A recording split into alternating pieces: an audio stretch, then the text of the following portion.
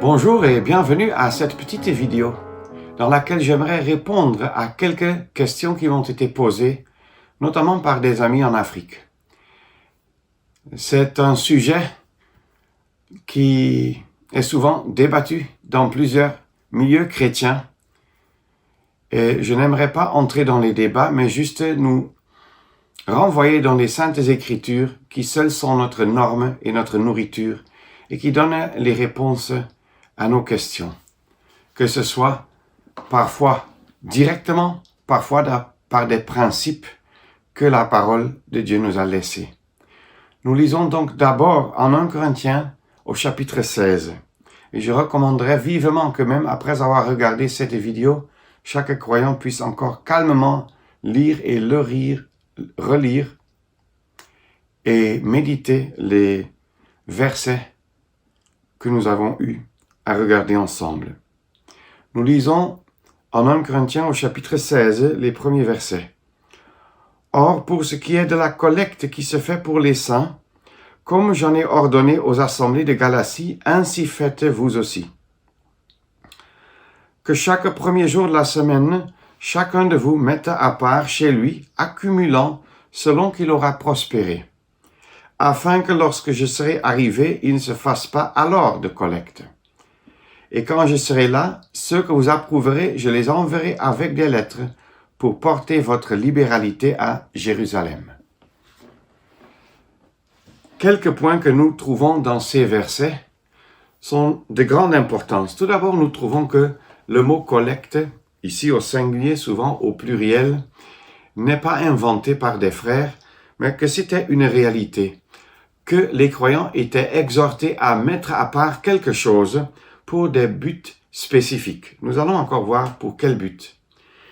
Et qu'il fallait aussi mettre cela ensemble pour que cela soit envoyé à ce but, à ce destinataire final qui ici est indiqué à la fin du verset 3 comme étant Jérusalem. Évidemment, les collectes de nos jours ne se font pas pour Jérusalem en général, mais quand même pour des buts que nous trouvons dans la parole de Dieu.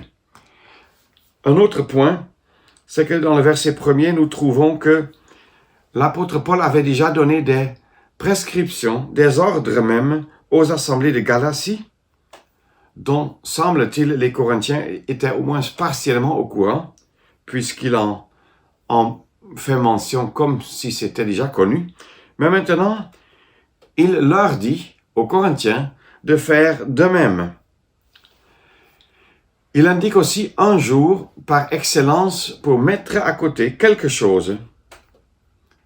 Donc, dans les termes soit matériels ou financiers, le premier jour de la semaine, qui était le 8e jour, c'est-à-dire un nouveau début, le jour de la résurrection du Seigneur. Et effectivement, peut-être nous le verrons encore, que l'œuvre de Christ accomplie sur la croix, et c'est-à-dire ses souffrances expiatoires, sa mort et sa résurrection sont la base sur laquelle le chrétien donnera avec joie. Donc, comme ça a été ordonné aux assemblées de Galatie, c'était aussi valable à Corinthe. Nous trouvons par exemple dans le chapitre 7, au verset 17 aussi, une description où l'apôtre Paul dit qu'il en a donné des ordres à toutes les assemblées. Et ça figure plusieurs fois dans cet épître.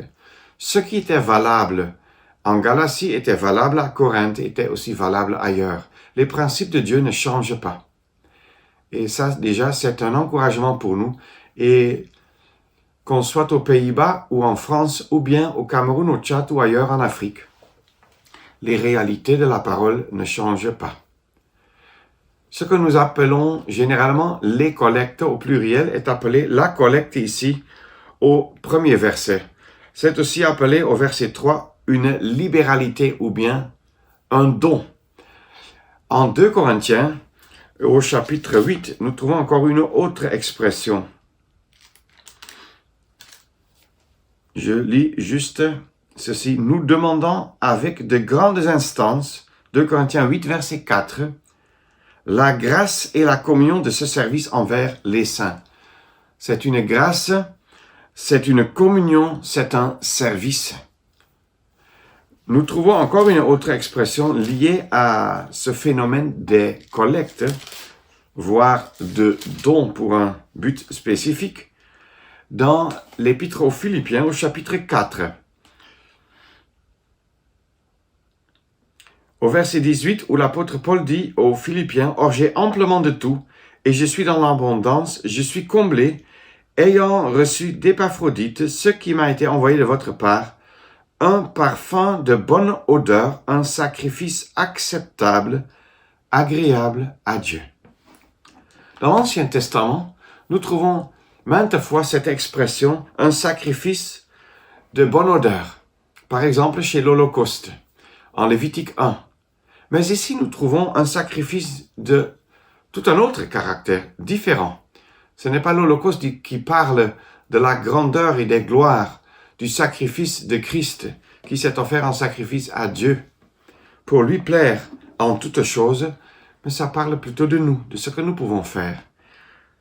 Et les collectes sont un sacrifice agréable à Dieu, un sacrifice acceptable, un parfum de bonne odeur, selon ce que l'apôtre Paul nous décrit ici. Or, je voudrais déjà tirer l'attention vers le fait que si nous donnons quelque chose, si nous avons 1 milliard de francs CFA et nous donnons 100 francs, est-ce que c'est réellement un sacrifice? Un sacrifice, même dans le langage courant, est quelque chose qui nous coûte quelque chose. Ce n'est donc pas que de notre abondance, nous cédons 0,01%. Mais un sacrifice, c'est quelque chose sur laquelle nous avons réfléchi.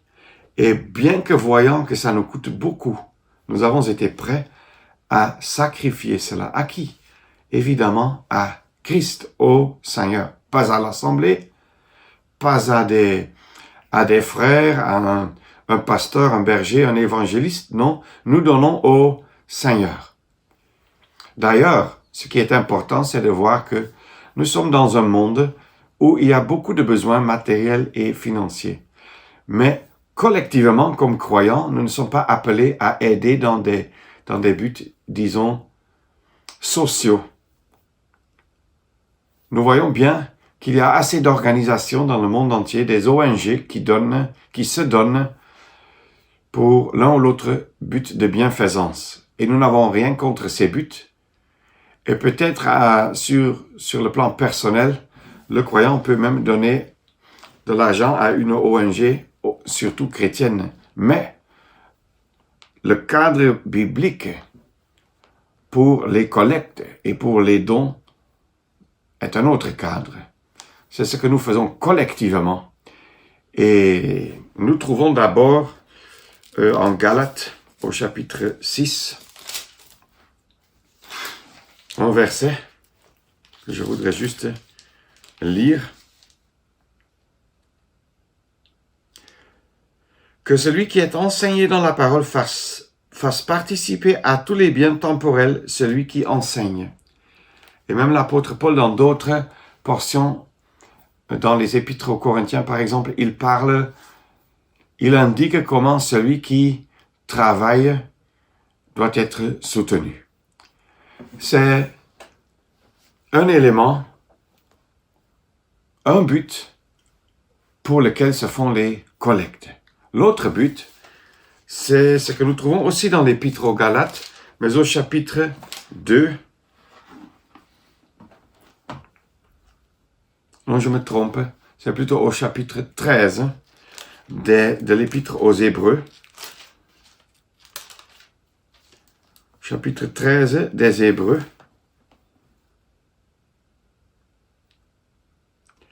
Où nous lisons au verset 16, Hébreux 13, verset 16, « Mais n'oubliez pas la bienfaisance et de faire part de vos biens, car Dieu prend plaisir à de tels sacrifices. » Déjà, nous avions lu au chapitre 16 d'un Corinthien que la collecte qui se fait pour les saints.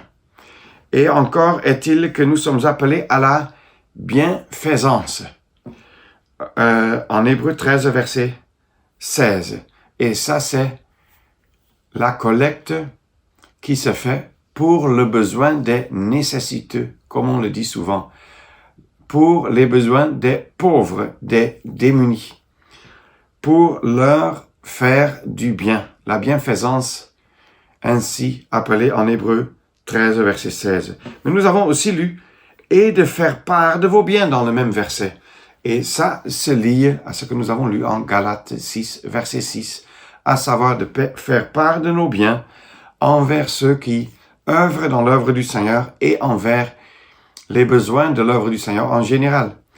Donc, ça veut dire, par exemple, s'il y a des prisonniers, on peut leur faire du bien en leur donnant du savon. Mais il y aura aussi parfois besoin d'acheter des Bibles. Ça aussi, c'est une branche, si je peux le dire ainsi, dans l'œuvre du Seigneur, et nous ne devons pas oublier ces besoins matériels même dans l'œuvre du Seigneur.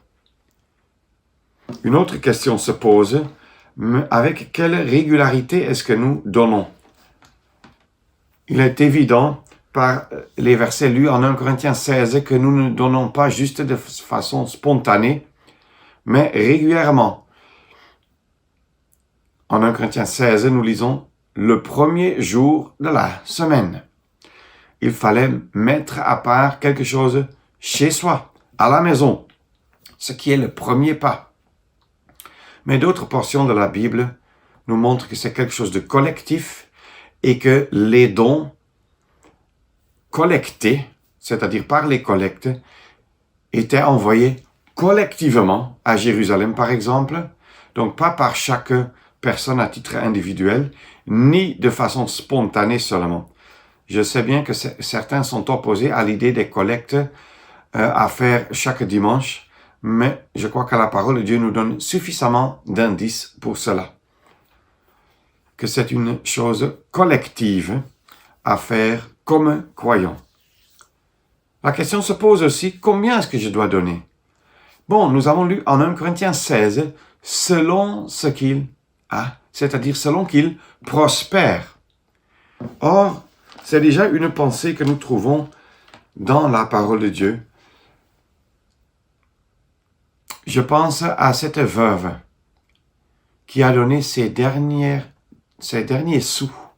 Est-ce qu'elle prospérait? Non, mais elle a donné tout ce qu'elle avait. Donc, selon qu'il prospère est un élément, un critère.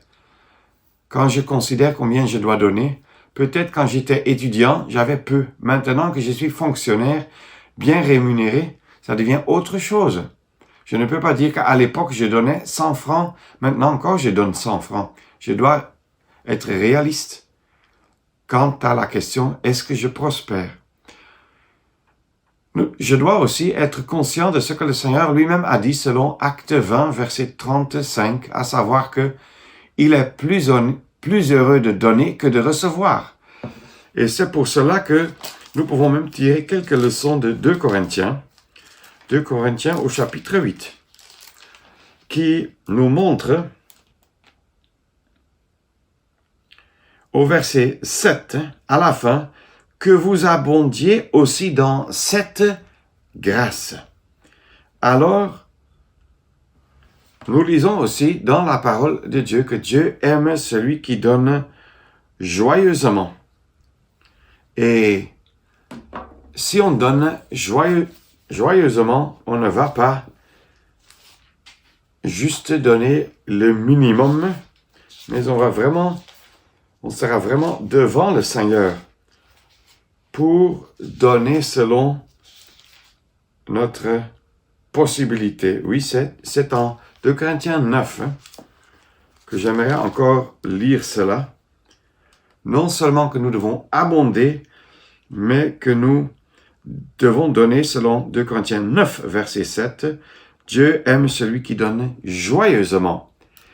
Et nous avons déjà vu que c'est une libéralité, ce n'est pas par contrainte, c'est avec joie, c'est selon ce que je prospère, selon que je puisse abonder. Oui, 2 Corinthiens 8 dit encore ceci, que les Corinthiens, plutôt les assemblées de la Macédoine avaient donné au-delà de leur pouvoir. C'est une expression au verset 3, 2 Corinthiens 8, verset 3.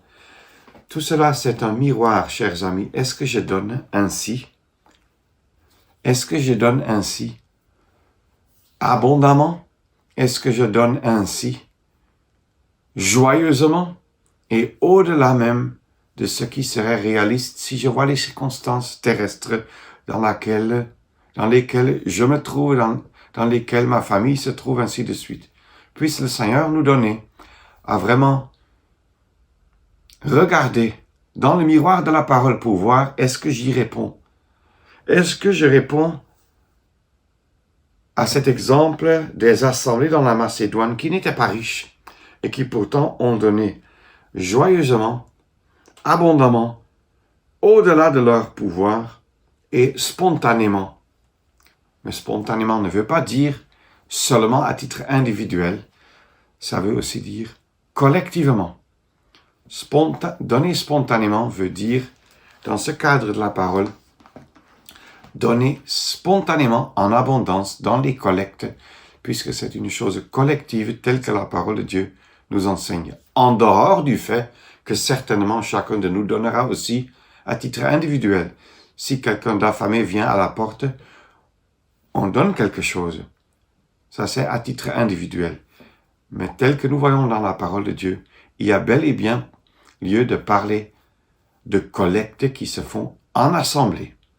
Puisse le Seigneur nous aider à mettre cela en pratique, selon ce qu'il a donné comme instruction, abondamment, joyeusement, par amour pour notre Seigneur.